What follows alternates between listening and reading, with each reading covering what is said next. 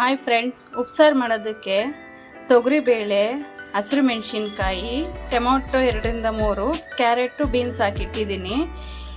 ಈಗ ಇದರಲ್ಲಿ 1ರಿಂದ 2 ಗ್ಲಾಸಷ್ಟು ನೀರು ಸೇರಿಸಿ ಉಪ್ಪು ಹಾಕಿ ಕುಕ್ಕರ್ ಮುಚ್ಚಿ 1ರಿಂದ 2 ವಿಸಿಲ್ ಕೂಗಿಸ್ಕೊತಾ ಇದ್ದೀನಿ.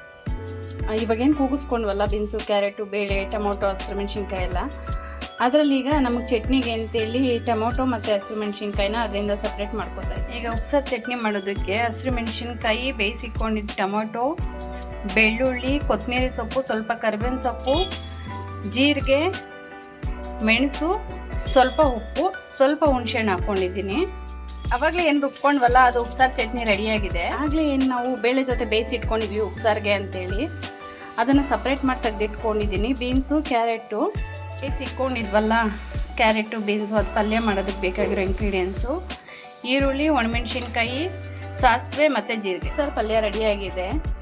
ಒಂದು ಬಾಣಲಿಗೆ 2ರಿಂದ 3 ಸ್ಪೂನು ಎಣ್ಣೆ ಹಾಕ್ಕೊಂಡು ಸಾಸಿವೆ, ಜೀರಿಗೆ ಮತ್ತು ಒಣಮೆಣ್ಸಿನ್ಕಾಯಿ, ಈರುಳ್ಳಿ ಹಾಕಿ ಅದನ್ನು ಫ್ರೈ ಮಾಡಿಬಿಟ್ಟು ಸ್ವಲ್ಪ ಬ್ರೌನ್ ಕಲರ್ ಬಂದಮೇಲೆ ಅದಕ್ಕೆ ಉಪ್ಪು, ಸ್ವಲ್ಪ ರುಚಿಗೆ ತಕ್ಕಷ್ಟು ಉಪ್ಪು ಹಾಕ್ಕೊಂಡು ಇದೇನು ಬೇಯಿಸಿ ಎತ್ತಿಟ್ಕೊಂಡಿದ್ವಲ್ಲ ಬೀನ್ಸು, ಕ್ಯಾರೆಟ್ ಹಾಕಿ ಅದ್ರ ಮೇಲೆ ಸ್ವಲ್ಪ ಧನಿಯಾ ಪುಡಿ ಉದುರಿಸಿದ್ರೆ ಪಲ್ಯ ರೆಡಿ ಆಯಿತು. ಉಪ್ಸಾರು ರೆಡಿ ಇದೆ.